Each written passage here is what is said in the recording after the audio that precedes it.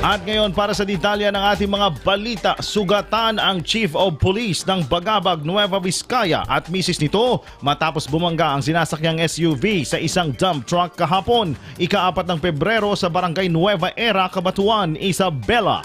Kinilala ang sugatang hepe na si Police Major Oscar Abrojena at ang misis nito na si Vicky Abrojena, kapwa residente ng Barangay Barukbok, Quezon, Isabela. Habang ang driver ng dump truck ay si Rodrigo Tagudan, 30 anyos at residente ng Barangay Villaflor, San Isidro, Isabela.